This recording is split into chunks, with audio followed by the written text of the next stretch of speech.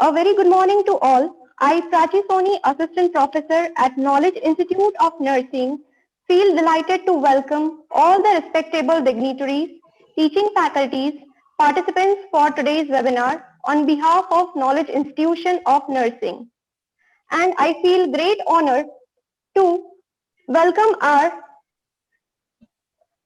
and take an golden opportunity to introduce our iconic resource person, Dr. Anil Sharma, Principal at Manikaka Topawala Institute of Nursing, a constituent of Charuset. He completed his PhD in nursing with clinical research. He has completed 13 years of teaching experience.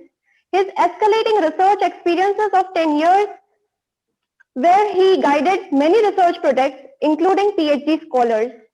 There are numerous activities of eminence where itself it is a wondering achievement. He is having a pivotal role as Secretary in Nursing Research Society of India, is certified trainer under BNCRP Provider Course Part 1 by Indian Academy of Pediatricians.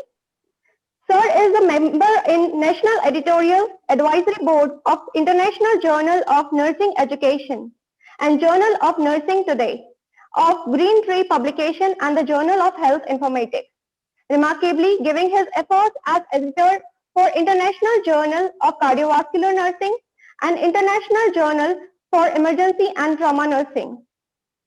At Board of Studies, vitally presenting as external member of MS University Vadodara, Uka Tarsaria University, Bardoli, and in Sumandeep University, Vadodara. His stupendous contribution in research area have set a benchmark in clinical research, epidemiological research, and methodological research. He is the principal investigator for 2 ICMR-funded research projects and for 2 intramural research projects. Astonishingly, he has done 15 paper presentations in various international, national conferences and 40 research paper publications in national and international journals.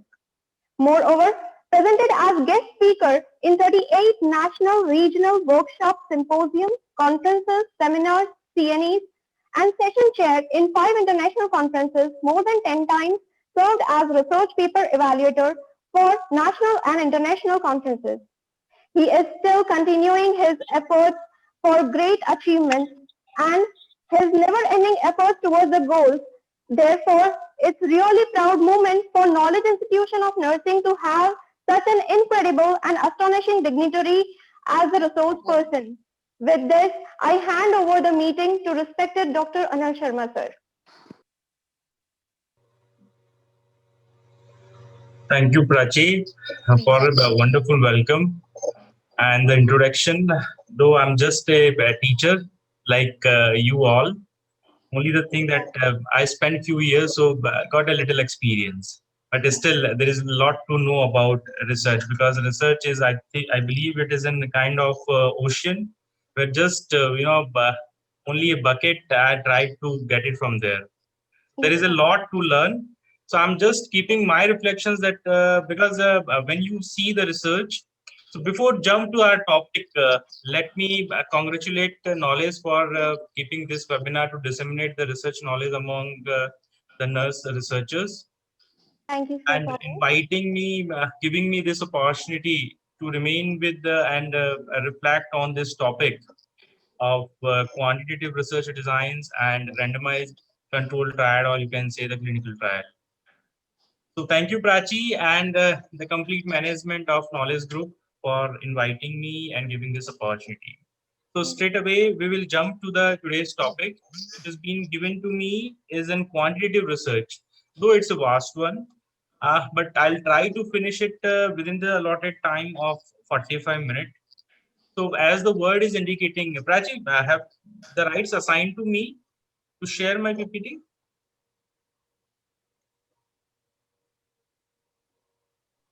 Yes, sir, you can share your PPTs now. No, I think you have to stop your PPT, someone from there, then I'll share. Showing error.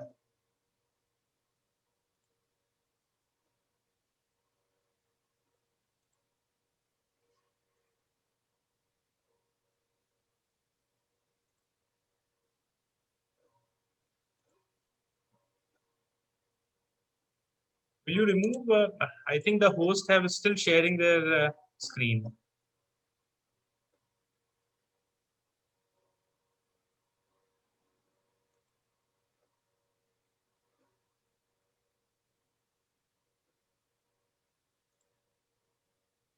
Okay.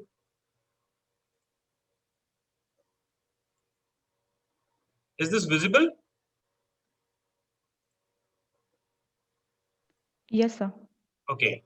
Thank you. So the topic which we will see is quantitative research designs. But all of you know that we will go in a very basic level of quantitative research designs. All of you are aware that there are three kind of an approach we do study in nursing research: the quantitative, qualitative, and mixed method. Why it is in quantitative? Because here we will see. Shall we request the Participants, please mute yourself, and host, please also mute the participants.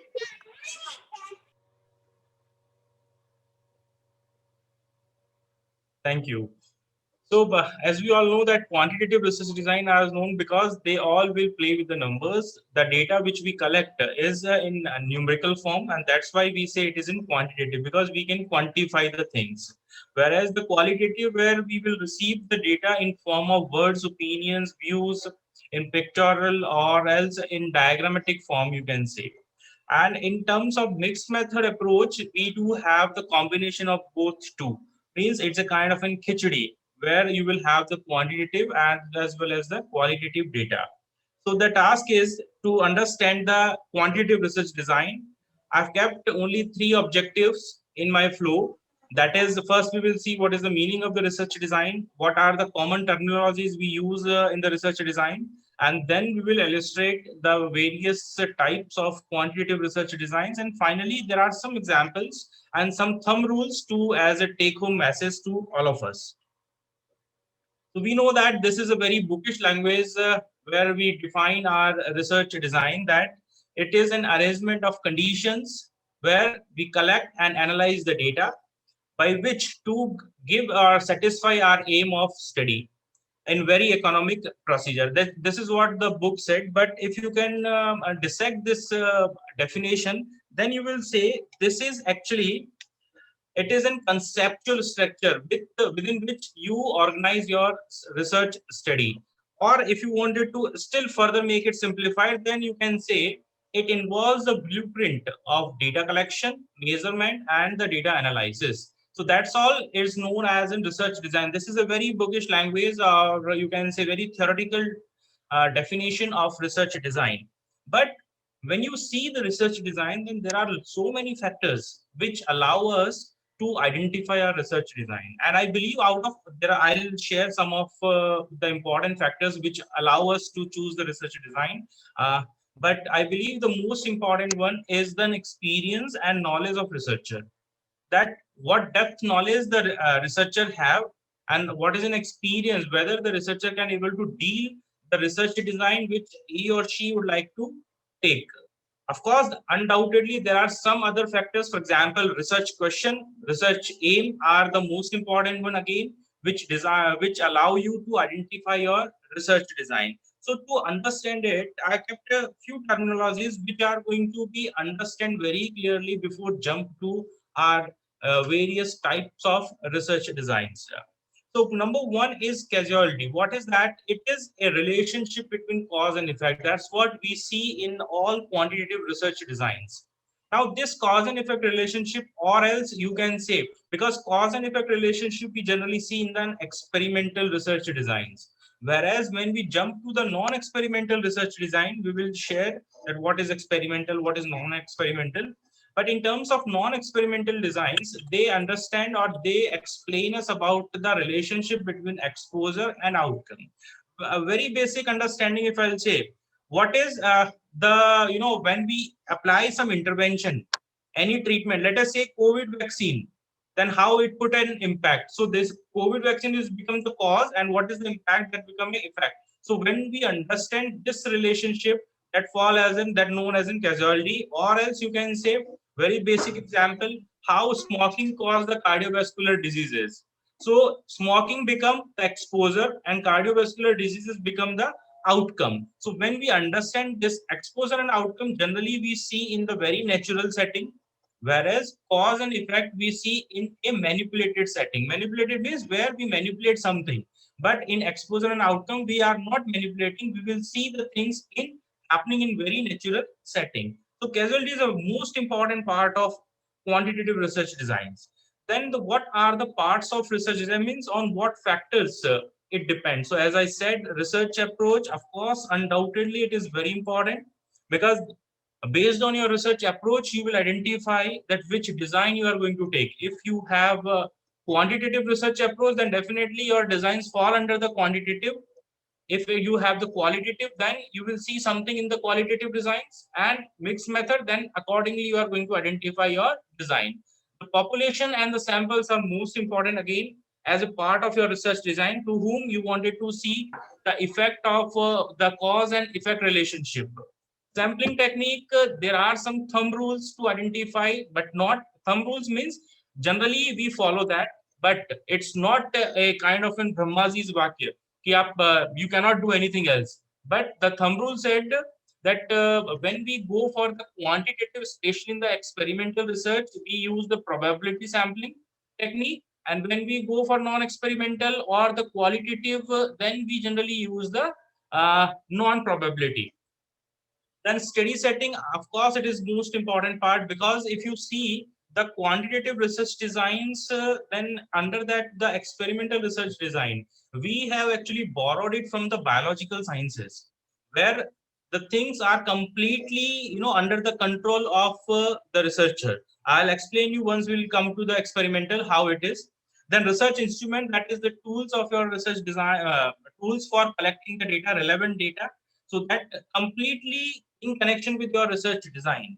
And the data analysis method, of course, based on how you are going to test your hypothesis, based on that you are going to identify your data analysis method. Let me tell you very clearly that when we divide our quantitative research design in two parts, experimental and non-experimental, then the non-experimental designs are very clear. That non-experimental means they generally generate the hypothesis, whereas the experimental designs are testing the hypothesis. So both are different in that way.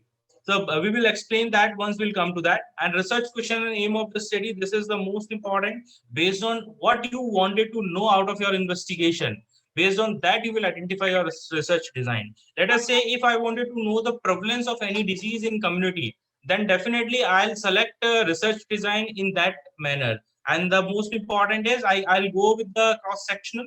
If I wanted to know the incidence of any disease, then I'll go with the cohort designs. If I wanted to know the effect of any intervention, then I'll go with an experimental design, and how best I can able to control my extraneous variable. Extraneous variables, I'll explain you what are those. Extraneous variables are the variable which are not in control of the researcher, but they have impact on the dependent variable. So that known as an extraneous variable. And aim of the study, of course, based on the research questions, the aim of the study will fall, and that will again identify and allow you to understand the research design. Most importantly, when we do any research, our target of doing research is what is our ultimate aim. That let us say if we are going to give some intervention in nursing research, generally any package, let us say any researcher is prepared. It's in or most importantly, previous days the STP, PTPs, and self-instruction modules were very commonly used. So we will take an example for the easy understanding. It means I'm not favoring the STP, definitely not. But just to give you an example, that let us say you have a structured teaching program and you wanted to see its impact on knowledge of some component. Then how best your STP is keeping the impact on the knowledge, whether STP become the independent variable and the knowledge become a dependent variable. So whether this dependent variable is completely dependent on the independent variable, that known as an internal validity. Internal validity means the intervention which you are giving is the only cause of effect or not. If there are some other factors which are causing effect on the dependent variable, then your internal validity will be in danger. So that you have to hold. There are so many factors which are helping how to control the internal validity. Next is the external validity. External validity means how best you can able to generalize your findings, because it's very clear that we cannot take the complete population in our study. We take only the samples. Now samples are the representative of the population, but let us say we did our study only for 100 people, that those were our samples. But when we are completed our study, we have come up that this intervention is effective. Now next job is to apply to the population. So whether our study, our many the intervention is enough to apply to the general population or not, that is known as an external validity. So that is also most important. Based on your research design, you can identify your external validity, that how strengthen you want in your external validity. Reliability, it is I hope every one of you must be clear about it, that accuracy and consistency of the information which you received during the study, that is reliability. Again, statistically we do identify the reliability of our instruments as well. Bias is a producing an error. We want our studies to remain as bias free. We want our study to remain bias free, means we don't want any bias, any error fall into the study. So that's most important part. Then randomization, manipulation, and control. These are the three characteristics which we generally see in the experimental, that we will see later. But just for a brief, randomization is what? It is giving a chance. Means the subjects will come to the by chance, not by the choice. And very simple example, if you see for the randomization, is when there is a match, either any let us say the cricket match, then in the beginning of they do tossing the coin. That's the best example of randomization. Means both the team have 50-50% on option chance to get whether their favor or an opposite to. So that's the randomization. Manipulation, it is here in our designs. Manipulation means the intervention, the treatment, let us say a drug therapy or any package you have, how you are implementing it, that's known as in manipulation. The control, here the control have two meaning. Control means how best you are going to control the extraneous variable. That is number one. Number two is keeping the control group. Why do we keep the control group? It's very simple. Let us understand with an example, that if I keep one car in my in my custody, that is a very smaller one. But how can I say it is a small or bigger one? Still, I'll not have another car to compare. So that's how, to compare the experimental group, you need to have one more group, that's a control group. So here, that's the meaning of research control. So these are few terms. There are so many terms, but these are often we use in our designs. Here a conceptual framework of your all the designs, you can say. The quantitative, qualitative, and mixed method are kept all three. Let us concentrate on the quantitative part. Quantitative designs are experimental and the non-experimental, and we keep one more designs, other types of research design in quantitative.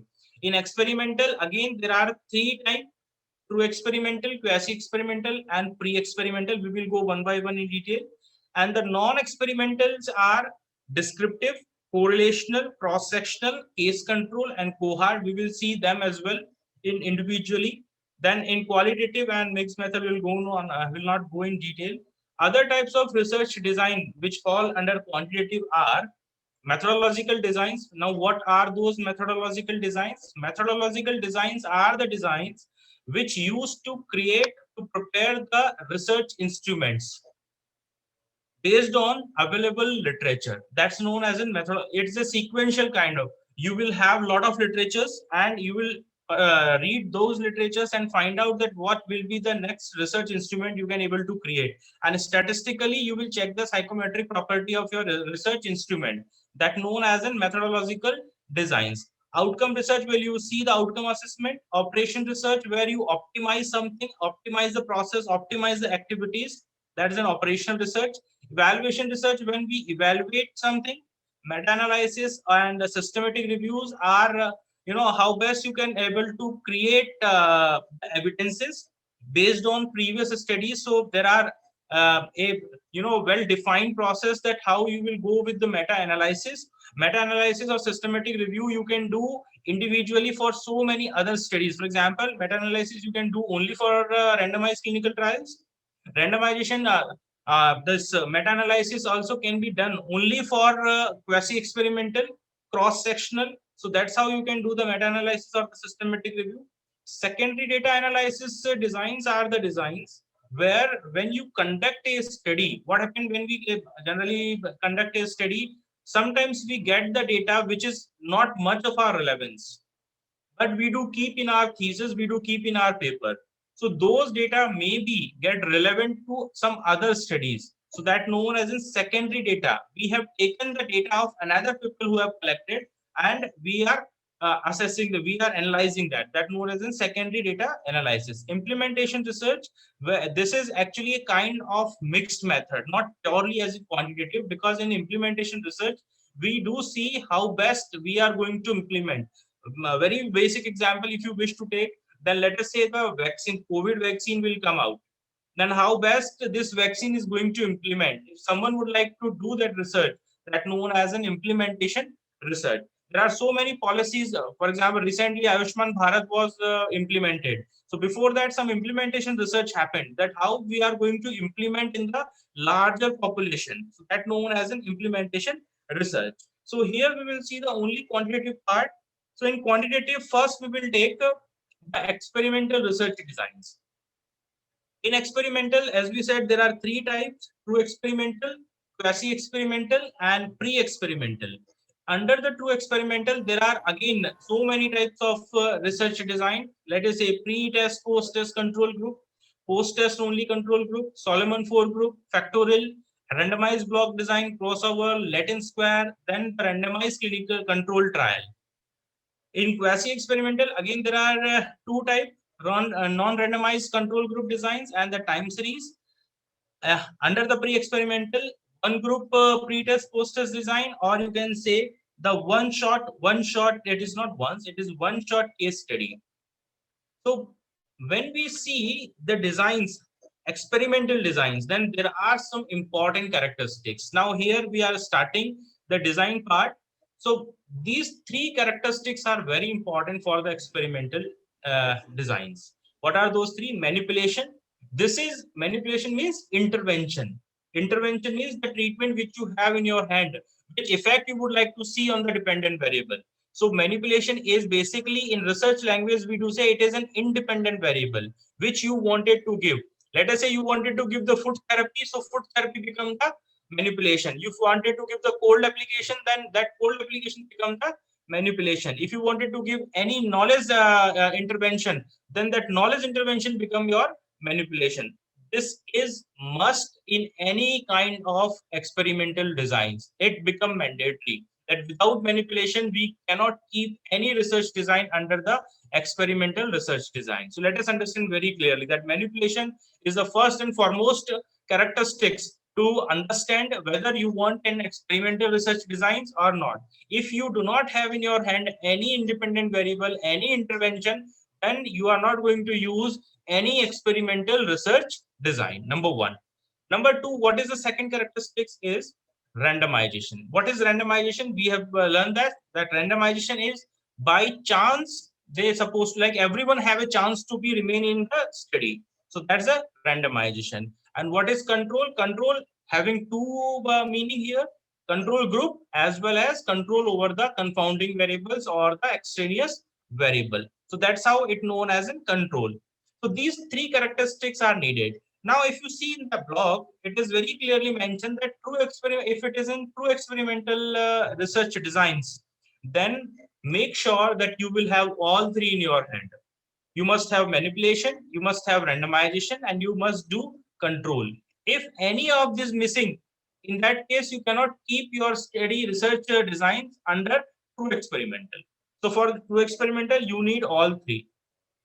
If you see the quasi-experimental, which is the favorite research design of nursing community, the reason being because many of our research designs will not have control over the extraneous variables. Many of the research design cannot able to control the surrounding variables which put impact on the your dependent variable. So that's the reason we do generally ask for quasi-experimental. Now, when I was saying that this experimental actually taken it, borrowed it from the biological sciences, is what in biological sciences things happen in the lab. So the extraneous variable, confounding variables are very lesser. So how we can put these method of biological sciences in the community, in the health? So that's how it comes as an true experimental. But all the time it's not possible to control the extraneous variable, because when we put any intervention, there are so many other factors. Let us say an example. If you have two drugs, or if you are inventing a drug, if you have invented a therapy, now that therapy you wanted to see whether this therapy is effective or not, but there are some other therapies are already working, then how you are going to check that? So in that case, you will see that how best you are going to compare with the standard care.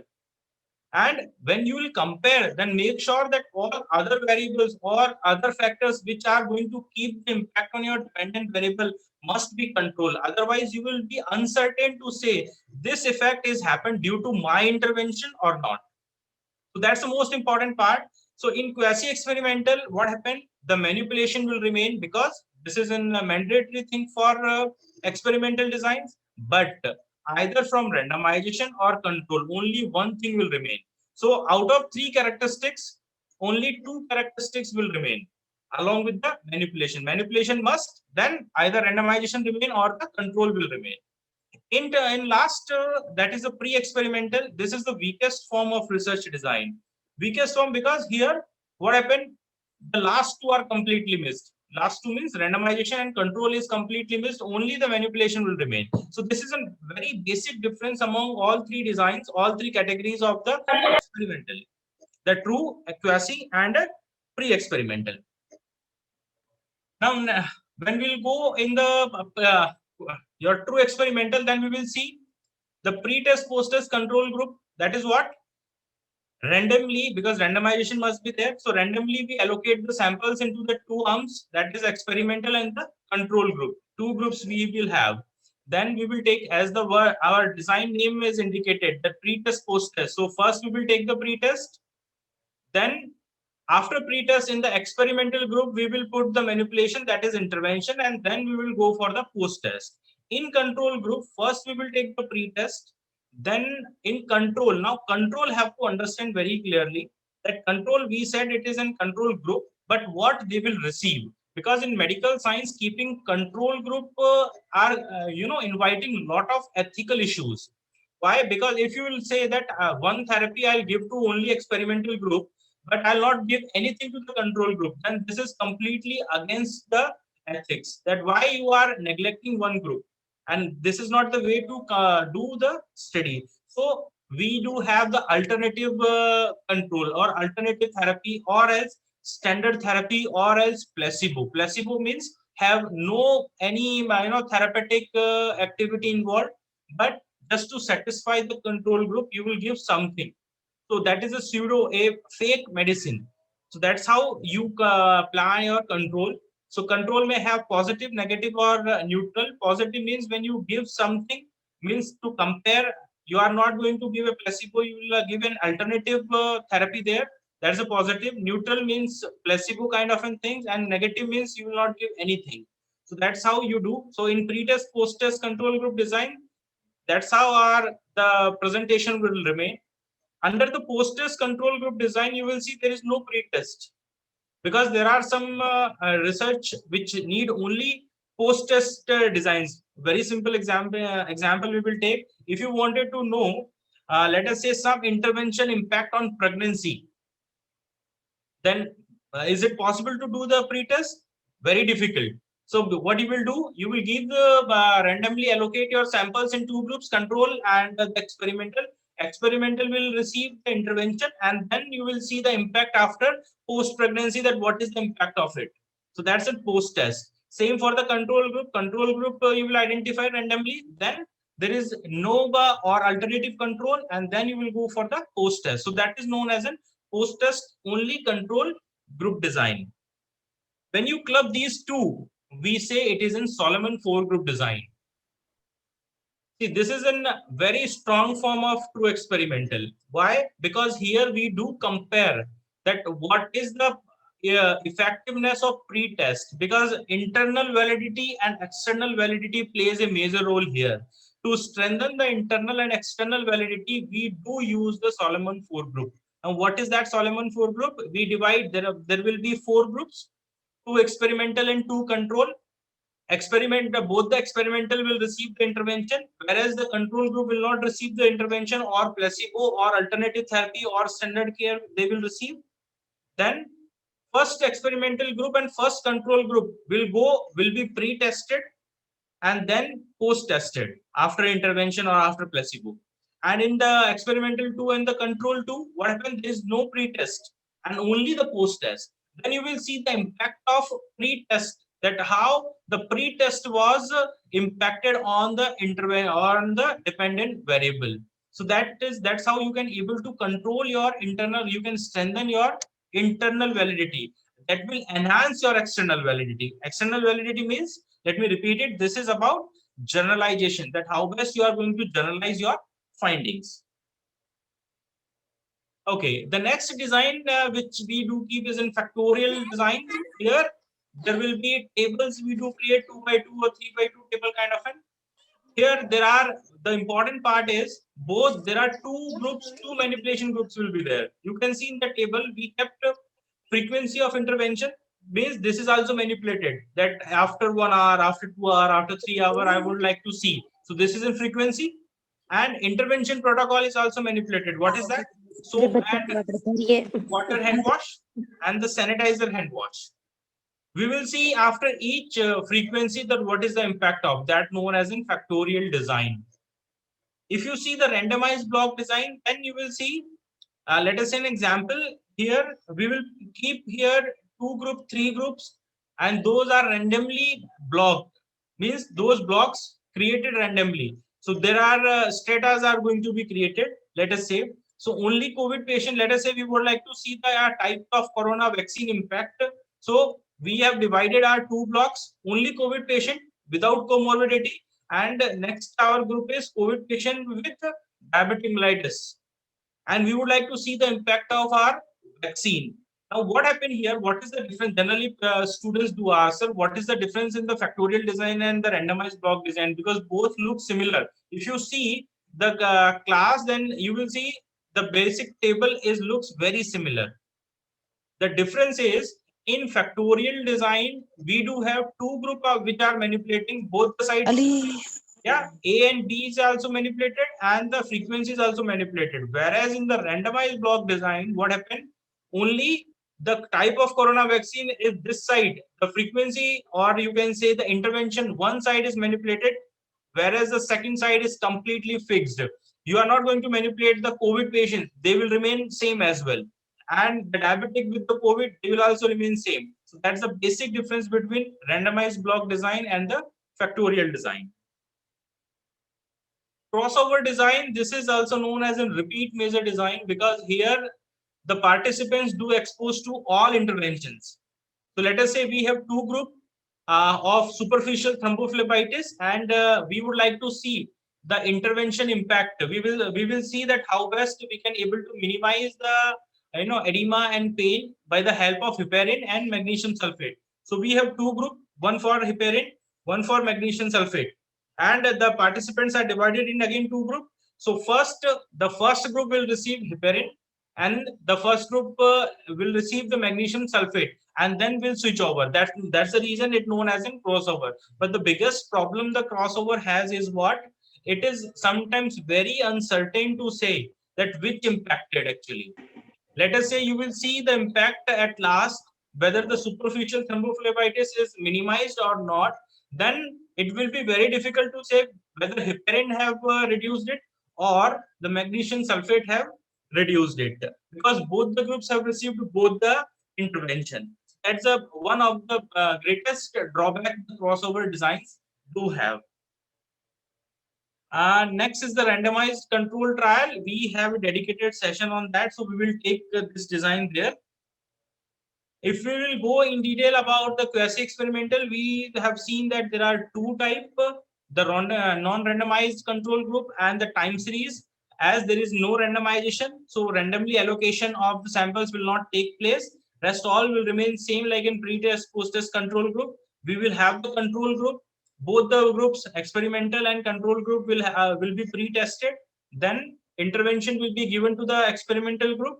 In the control group, whether there will be no intervention or placebo, and then we will see the post-test, and after we will do the analysis to see the comparison between experimental and the control group. Time series designs are see the overall, with the time impact of, let us say, you will have a CPR, or the intervention is in CPR, where you would like to see the impact of CPR knowledge among the community people. Now you have given that training will become your intervention, and then you will see the impact. Now let us say soon after giving the training of CPR to the community, then you will see the result, that what is the analysis, whether the training is impactful, effective or not. After a month, the second measurement you will take, then you will see whether this the training is still effective or not. Maybe after 6 months you will see whether the training is still effective or not, and maybe again after 1 year or 2 years you will see whether the training is still effective or not. That known as a time series design. So here each time frequency, for example, very soon after the CPR you have taken the measurement, after 1 month you have taken, after 6 months you have taken the measurement. So each measurement will become control for the previous group. So that's how that satisfy the two characteristics will remain: manipulation, either control, or the randomization.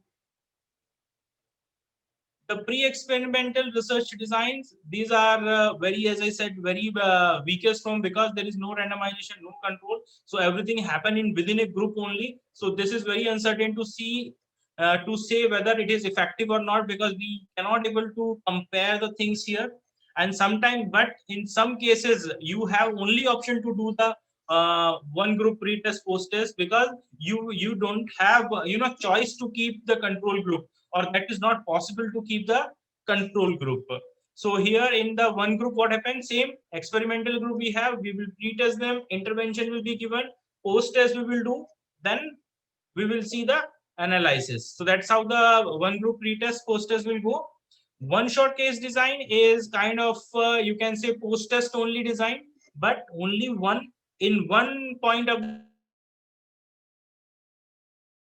over. That's what experimental group will be there, only one group. You will give the intervention, and then post-test will be analyzed. So that's how your experimental designs do take place. In true experimental, you will have all three characteristics: manipulation, randomization, control. Whereas in quasi, manipulation will remain, but either from one will missing, either the randomization or the control. Under the pre-experimental, you will not have randomization and control, both are missing, only manipulation will remain. Then quickly we will see the non-experimental research designs. What is that? Number one, descriptive. They have various, in research, what happened that you will see a lot of books have given a lot of, information. So we, and being in a nursing research, we borrowed so many things from so many disciplines. Let us say our own research, there is very hard to say that this is the research designs which the nursing research have brought up. So we have taken so many from, if you see the non-experimental, then medical science is saying epidemiological research designs, analytical research designs, observational research designs. You will find something difficult to understand that. And the sociology is saying something, psychology is saying something. So don't get confused. Try to understand the meaning, that when to use, that's the most important. So non-experimental research design, these are the 5 most important research design we do use under the non-experimental group. As I said, non-experimental groups have no manipulation. They will not manipulate anything. We will see the exposure outcome or the phenomena in very natural setting. So in descriptive, we will see the things happen in very natural setting, and then we will describe and document that phenomena. So a lot of survey studies we are doing, that known as an descriptive research design. And descriptive research designs are formulate the hypothesis. They are not testing the hypothesis. This will be very clear. they are helping to generate the hypothesis, not to test the hypothesis. Okay, based on this descriptive designs, we generate the hypothesis which will be tested by the experimental research designs. Correlational, you might have heard so many times that, for example, let us say you wanted to see the correlation between two factors or two variables. So here we use the correlational. Correlational, again, you can be identified retrospectively or prospectively. Retrospectively means in the back dates you will go and you will see the relationship. Prospectively means in coming days you will see. Let us say a very simple examination. If I'll give you pro-social behavior of the people, how it's during COVID time, how it get changed. Let us say in the bankers. In bankers, the pro-social behavior before COVID and after COVID.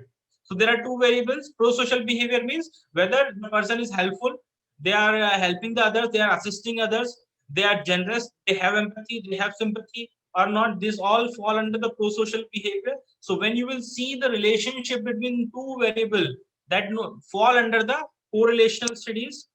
Cross-sectional designs are the designs which we generally use for prevalence, to know the disease prevalence. So that's the reason sometimes in some of the books it is mentioned as in prevalence research design, prevalence study design as well, because here we do collect the information in at one point of the time. The data which we collect at one point of the time only we do collect. That's known. It's a kind of a cross-sectional. How we do the dissection, same way it's in cross-sectional. Cohort is in cohort name has come up after the population, the samples which have the similar characteristics. Based on that, it is an actually army which were having the similar characteristics. Based on that, we identify the cohort study, and the cohort study explains about the exposure and outcome relationship. Now, this can be of prospective, retrospective, and ambispective. Now, what is that? If you see, then first exposure come, and then over the time period, you will find the outcome. So if your study starts before exposure, then you will say it is a prospective cohort. If your study starts after outcome, if you are going reverse to see that how many cases have exposed with some particular activity, then you will say it is a retrospective. And if you will start your study in middle of it, let us say the person exposed, but there is you are awaiting the outcome, then you will say it is an ambispective research design. So cohort gives you relative risk. Relative risk is a statistical method which will suggest you whether this exposure is have relationship with the outcome or not. A very basic knowledge I'll give you. Relative risk always consider at 1. When it is 1, then if RR, if you find in early literature that RR has given, then relative risk RR, if it is 1, it means the exposure and control. Exposure have same, exposed and non-exposed have both are similar characteristics. They both may get the disease or may not get the disease. So we are very uncertain to say. But if the RR is more than 1, then we will say exposure is strongly related with the outcome. Let us say smoking and cardiovascular again. So smoking will cause cardiovascular, that we will say if the relative risk is more than 1. If relative risk is less than 1, then we will say it is negatively associated. Okay, that's how the cohort studies will inform us about the exposure and outcome relationship. Case control designs are the designs which explain the exposure and outcome again, but majority of the times it happened in the back, like retrospective way, where we will have the case and controls, and we will see how many cases were exposed and how many controls were exposed and not exposed. In that manner, again, this will tell about the odd ratio. Similar interpretation how we have done in under the cohort study. So case control are designed. We will have two groups again here, cases and controls. Controls will not have the disease, but the cases have the disease. Again, both are divided in two. Cases who were exposed and not exposed. Control who were exposed and not exposed. And we will go retrospectively to identify that. That known as in case control designs. So these are the few non-experimental research designs. As I said, I know that I have gone very fast. I try to give you very basic informations about these designs, but the thumb rule, if you can able to take this take home message, then I believe that 70% of your part will be clear from your side. the research designs and what point to be remembered. If it is in true experimental, then make sure that you will have all three characteristics. Can able to control all extraneous variables and bias, so it have the manipulation, randomization, control. If you wanted to choose the quasi-experimental, then this could not able to control the extraneous variable or no randomization. Make it very clear. If you wanted to go ahead with the pre-experimental, then there is only manipulation. You will not find randomization and control. Both are missing. Descriptive studies, if you wanted to take, then there is no manipulation. You are not going to give any intervention. You will only see what is happening in the natural setting and that to generate the hypothesis. Correlational means when you identify the relationship between two or more variables, that known as in correlational studies. And cross-sectional, this we do to estimate the prevalence. Cohort studies to estimate the incidence rate, means exposure outcome relationship. And case control, when we use when to study the multiple exposure or the risk factor to identify that. I have few examples of it. Let us say if you have the true experimental design, then let your broad topic, we have taken the hypertension here. Let us say to effect of allopathic package to reduce the blood pressure among hypertensive patient. Now we can use the true experimental because we manipulated. Allopathic is a combination of allopathy and Ayurveda. We have created a therapy or a combination. Control means all interventions are controlled. Whatever variables are there, we have controlled it. Randomization, we are randomly allocating the subjects into the two arms. Quasi experimental we will use after when let us say a topic we have effect of non-pharmacological therapy to reduce the blood pressure among hypertensive patients. So that's about manipulation is there, non-pharmacological therapy. Control, presence of extraneous variable means control is absent here. So we can use the quasi, but randomization we are doing to put our samples into two. So either randomization or control, one will remain missing.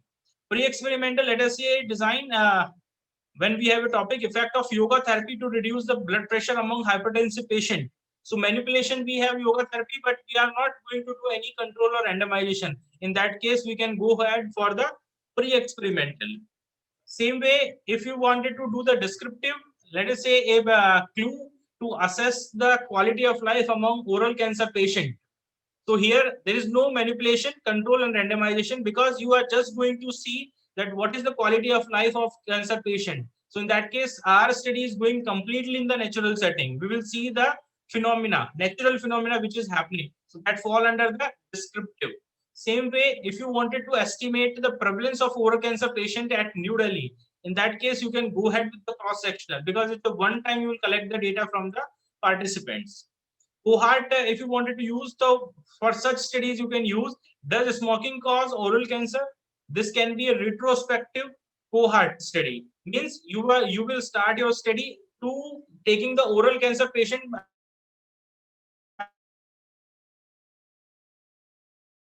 the cohort to find out the relationship between smoking and oral cancer in again natural setting. There is no manipulation.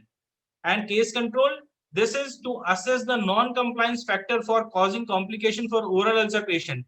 So you will have two, one is case, those who have the oral ulcer, and the control who will not have. Then you will see the comparison of these two. That's how you can use the case control. Correlational, let us say a study you have to study to assess the correlation between lifestyle and risk of oral cancer.